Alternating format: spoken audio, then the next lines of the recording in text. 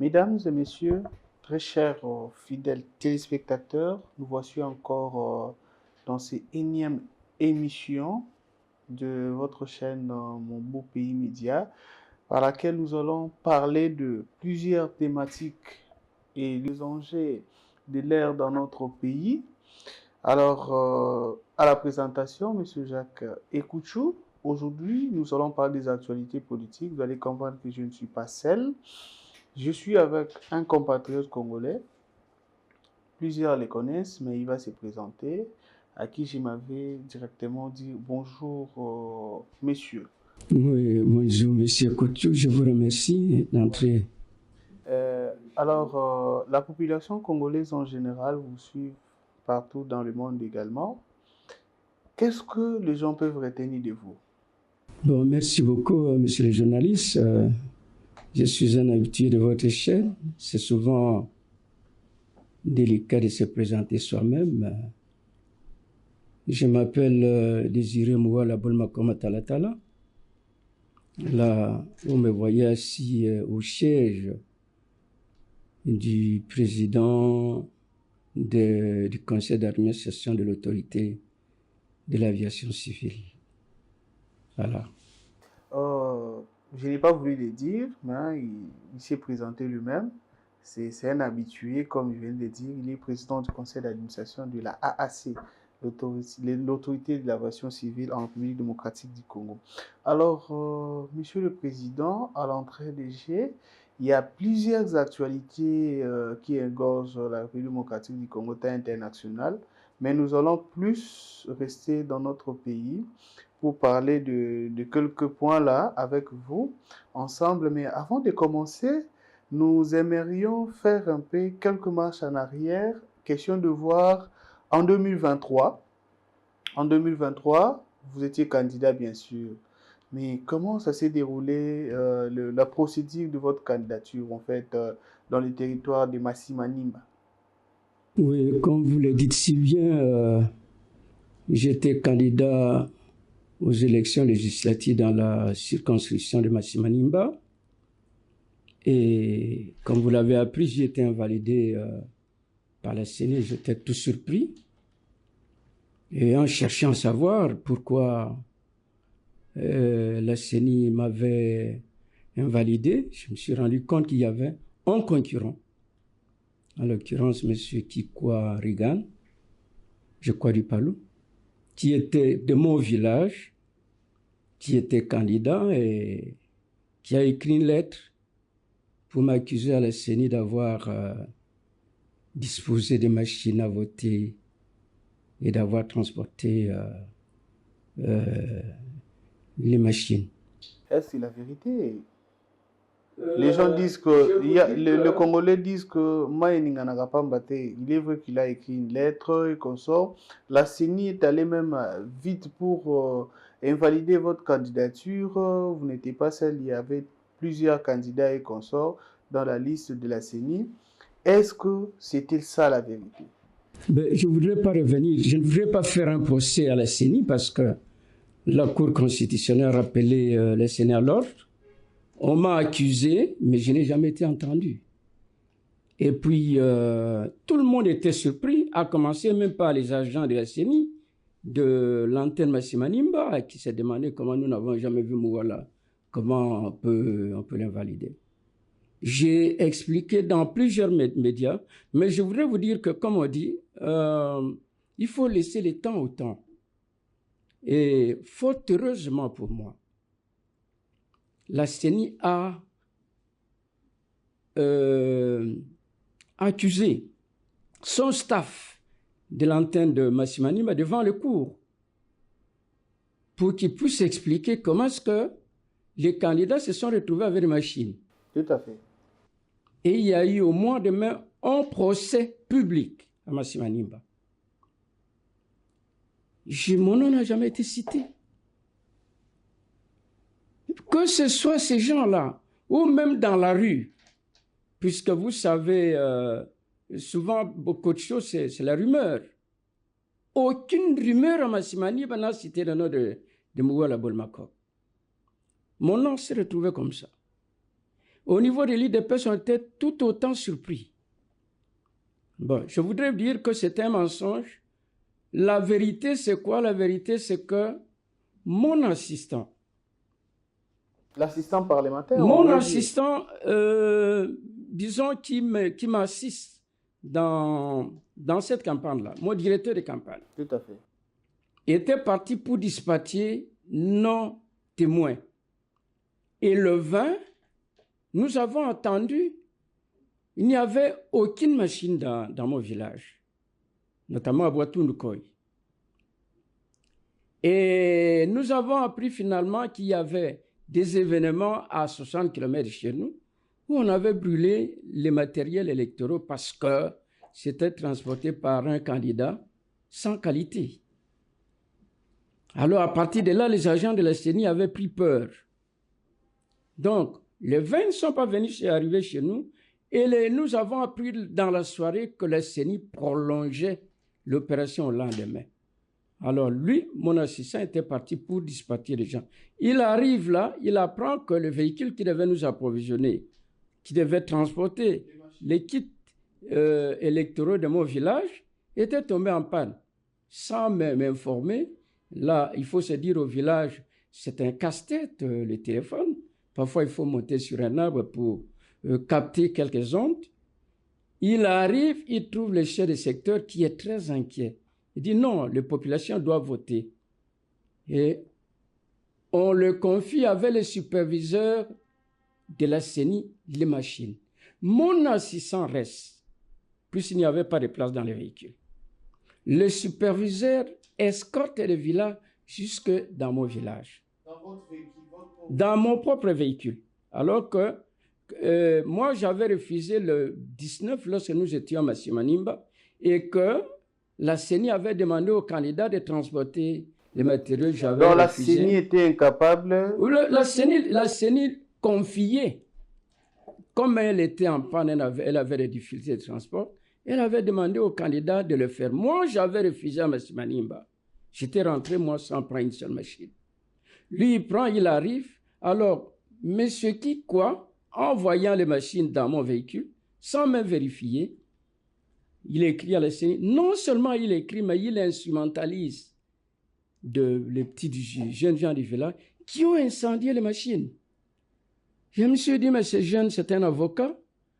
Comment il fait brûler les machines alors que c'était la preuve pour montrer que Mouala avait triché?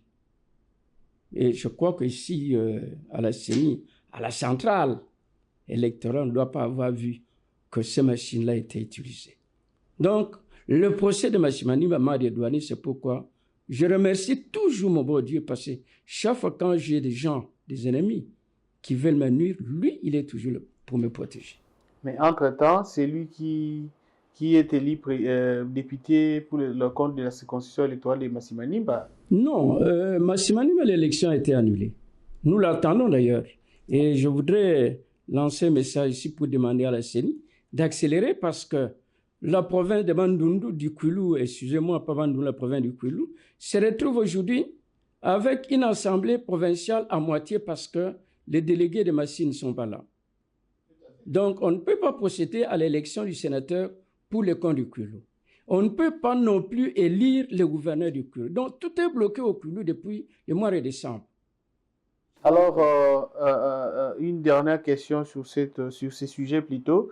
Malgré tout ce qui s'est passé avec les problématiques des machines et consorts, est-ce que vous serez également représenté comme candidat député national pour le compte de la... Oui, la CENI a invalidé en somme, disons vraiment les résultats, il les a annulés. Mais le vote reprend. Et tous les candidats qui avaient couru en décembre 23 vont reprendre, de même que moi-même. Alors, merci pour cet éclaircissement, Monsieur Désiré Mouala. Nous vous rappelons que vous êtes président du conseil d'administration de l'autorité d'aviation civile en République démocratique du Congo. Alors, nous allons déjà continuer avec notre entretien ici.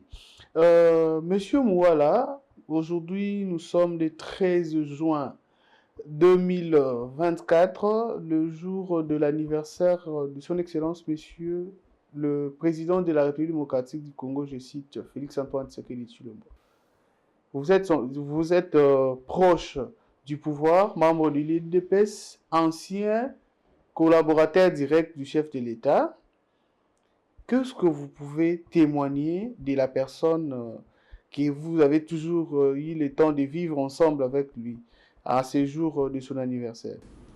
Je vais d'abord commencer par lui présenter mes vœux de bon anniversaire en mon nom personnel, puisque je préside une entreprise et de l'autorité de l'aviation civile congolaise. Je connais très bien le président pour une raison simple, que j'étais un proche collaborateur de son père pendant de longues années.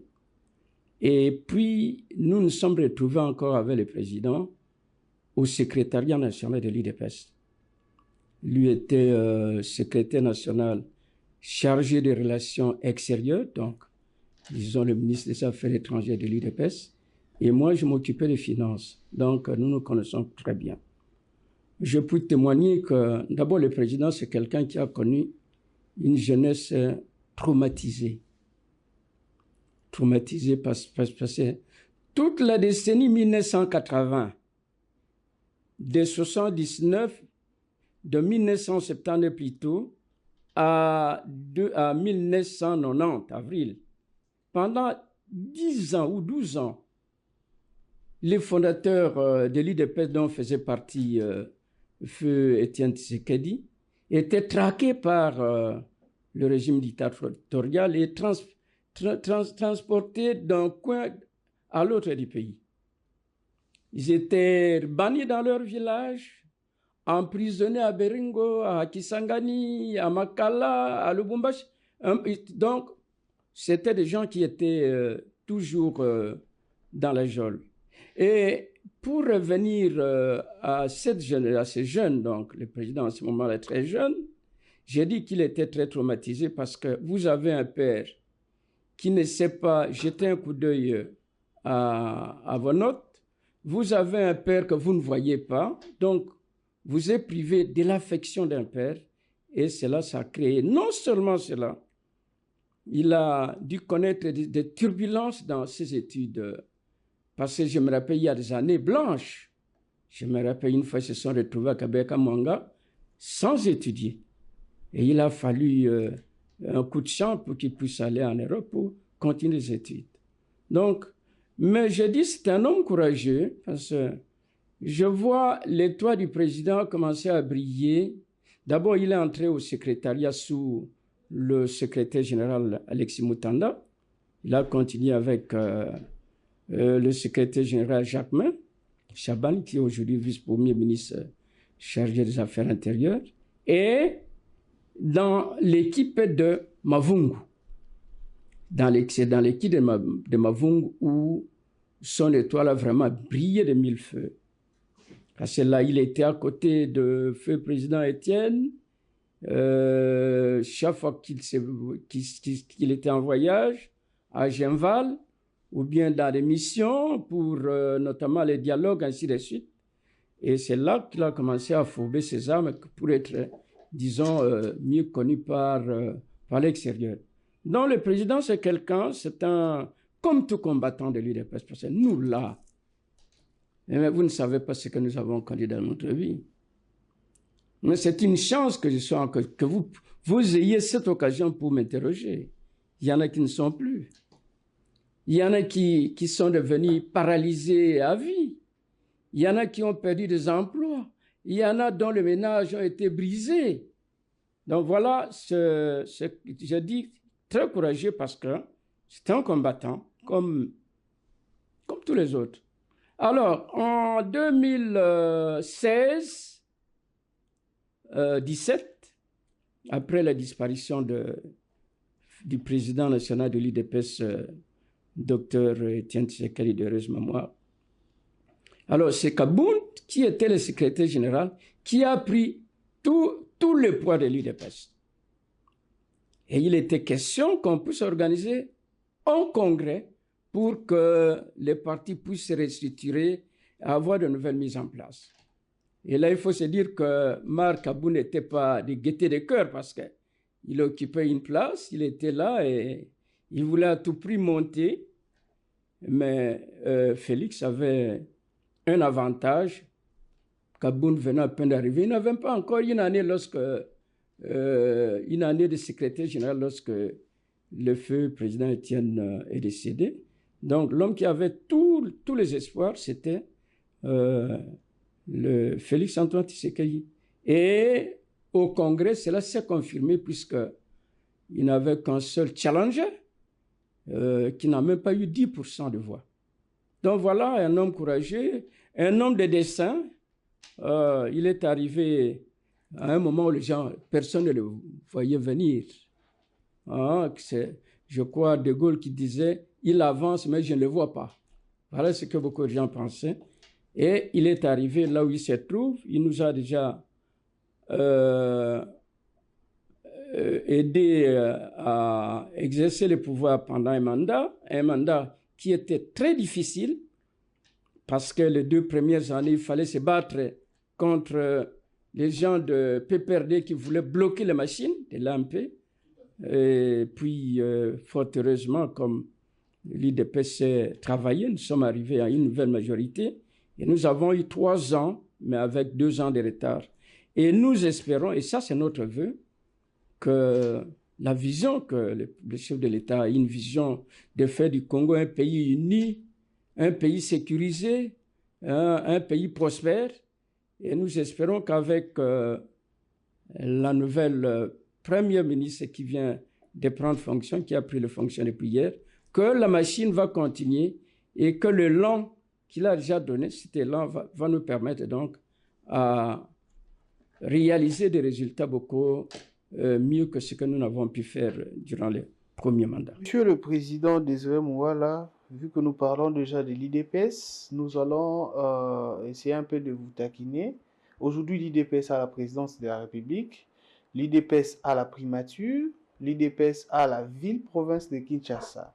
C'est-à-dire que l'IDPS aujourd'hui, dans le second mandat de son Excellence Félix Antoine Tshisekedi Tshilombo, n'a plus de raisons à donner à la population congolaise. Alors, c'était hier. Hier, la Première ministre a fait la remise et reprise avec le Premier ministre sortant. Alors, elle commence le travail aujourd'hui. Quelles sont les attentes? Il y a aujourd'hui l'inflation du taux d'échange, la vie est devenue difficile, le transport de l'autre côté, donc on ne sait plus qu'est-ce que nous vivons dans la République démocratique du Congo. Alors vous, étant que membre de l'IDPS, qu'est-ce que vous pouvez rassurer à la population congolaise en général? Merci. D'abord, je voudrais vous dire une chose, que c'est vrai que nous connaissons beaucoup de difficultés, beaucoup de problèmes, mais il ne faut pas oublier que l'inflation est mondiale. Hein? Donc, le Congo n'est pas le premier pays à la connaître. Mais j'en viens à ce que vous dites, c'est vrai, l'IDPS n'aura plus d'excuses. Hier, il y avait un blocage, des gens qui nous mettaient des bâtons dans les roues. Aujourd'hui, nous avons tous les rênes. Et les priorités, les attentes, comme vous dites, sont très énormes. Parce que chaque fois, quand je jette un coup d'œil sur un secteur, je trouve qu'il y a un déficit. Donc, nous avons des déficits dans pratiquement tous les secteurs, sans évoquer surtout le secteur sécuritaire où nous avons toute une province du pays, même les Kivu, 2 provinces, qui se trouvent victimes de groupes armés soutenus par le Rwanda. Alors, les attentes, c'est que vous avez parlé de l'inflation. L'inflation sera gagnée, ou si vous voulez, sera réduite grâce à une politique de stabilisation du cadre macroéconomique. Et lorsque nous parlons de la stabilisation du cadre macroéconomique, nous entendons qu'il y a 2 éléments essentiels, 2 facteurs D'abord, il y a le facteur budgétaire et puis monétaire. Donc, il faudra, je commence par monétaire, que la Banque centrale, puis c'est elle qui régule la masse monétaire. L'inflation, c'est aussi peut-être défini comme étant l'excès des masses monétaires, dont l'excès des demandes. Les gens ont l'argent, mais ils ne trouvent pas de quoi acheter. Et là, comme l'offre est insuffisante, alors ça fait grimper les prix. Donc nous faisons face à une inflation de l'offre. Et là, dans le travail, la Banque centrale doit mener et utiliser les instruments qui sont connus, le taux de rescompte, les réserves monétaires des banques commerciales qu'il faut réguler, c'est-à-dire augmenter. En ce moment, il faut les réduire, il faut donc geler. Alors, tous ces instruments, la Banque centrale devrait s'en servir pour arriver à stabiliser ce que vous dites là, les taux de change. Alors, au niveau du gouvernement, c'est l'instrument budgétaire. Donc, il va falloir que le gouvernement assure une gestion, comme on dit, orthodoxe des finances publiques. Ça voudrait dire quoi? Ça voudrait dire qu'on ne doit pas dépenser plus qu'il y a de recettes. Donc, le gouvernement devra éviter ce que nous appelons les financements monétaires. C'est quoi? C'est que le gouvernement n'ayant pas de ressources, et étant donné que la machine administrative gouvernementale ne peut pas être bloquée, il faut payer les fonctionnaires, il faut payer les militaires, il faut assurer les missions, ainsi de suite. Alors là, quand il n'y a pas d'entrée, qu'est-ce que le gouvernement fait? Le gouvernement recourt auprès de la Banque centrale pour obtenir des financements que nous appelons des avances au trésor. Et ces avances-là, c'est ça qui crée l'inflation. Mais Voilà, donc, on vous taxe, il y a plusieurs personnalités qui sont en train de détourner les deniers publics, mais l'IGF apparemment s'est affaibli. Voilà un élément exactement pour éviter tout ce que vous dites là. Il faut donc la discipline budgétaire. Mais la discipline budgétaire, c'est dépenser en fonction de ses moyens et fermer les robinets là où il y a des fuites, des détournements, comme vous dites. L'argent qui devait servir aux routes, on met en poche. C'est ça. Donc, je dis, le gouvernement doit maîtriser son budget, l'exécution du budget, et la Banque centrale doit bien gérer la monnaie, le franc congolais. Voilà, c'était le président du conseil d'administration de l'autorité d'aviation civile. Le plaisir est pour nous de vous poser certaines questions ayant trait à l'épanouissement, bien sûr, de la République démocratique du Congo. Nous vous remercions, nous vous disons merci de nous avoir accueillis et de se disponibiliser pour répondre à nos questions. À chaque fois que nous aurons toujours besoin de vous, nous aimerions encore passer pour essayer d'agencer avec les questions pour permettre comme ça à la population congolaise en général de comprendre certaines réalités, notamment les détournements, les deniers publics, parce qu'aujourd'hui, on voit seulement que, par exemple, l'OVD a commencé une route et puis arrivé un moment et puis stop, ils ne savent pas que l'argent peut être détourné, je ne cite pas les noms, mais à travers vos réponses, la population congolaise ont eu bien sûr l'éclaircissement sur cette question. Est-ce que nous voulons déjà citer, avez-vous un mot de la fin à donner à la population congolaise en général au regard de tout ce que nous venons de parler? Je crois que je vais citer par présenter le vœu à trois grandes personnalités. Je veux réitérer d'abord le vœu de bon anniversaire que j'ai adressé à son Excellent Monsieur le Président de la République, chef de l'État. Et puis à Madame Judith Tuluka, Première ministre. Dans un tweet, je me posais une question. Lorsque j'ai appris qu'elle était nommée Premier ministre, je me suis posé la question, est-ce que les Nékongo sont destinés à être des pionnières?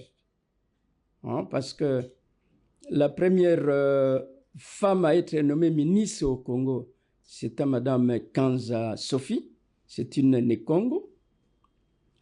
Et voilà qu'aujourd'hui, la première femme à être nommée pour la première fois au poste de Premier ministre, c'est encore Iné Congo. Alors, c'est une fierté pour le Bas-Congo. Et je dis à Madame Judith, vous avez des défis, deux défis importants à relever. Le premier, c'est vous devez ouvrir les portes à toutes les femmes pour qu'à partir de là, que nous puissions un jour avoir une femme à la présidence. Et le président de la République, d'ailleurs, l'a souhaité. Il n'y a pas longtemps, il disait que son souhait serait d'être succédé par une femme. Alors, c'est pourquoi j'ai dit couper Saba Congo sonité. Je termine par son excellent M. Bemba Gombo, vice-premier ministre au ministère des Transports et des Télécommunications, qui est mon ministère de tutelle. Je suis très content que le président ait nommé à ce poste un homme du sérail, parce que c'est quelqu'un qui connaît très bien l'aviation et je suis sûr qu'avec lui, nous allons poursuivre la collaboration que nous avons eue avec son prédécesseur, son Excellence Ekila, qui nous a aidés à améliorer notre notation au niveau de l'Organisation de l'aviation internationale, puisque nous sommes cotés au-dessus de la moyenne africaine. Merci beaucoup, mesdames, mesdemoiselles et messieurs. C'était votre humble serviteur, M. Ekouchou. On a changé avec M. Désiré Mouala, qui est président du conseil d'administration de l'autorité d'aviation civile en République démocratique du Congo. Quant à moi, je vous dis au revoir et nous allons nous retrouver à la prochaine. Au revoir.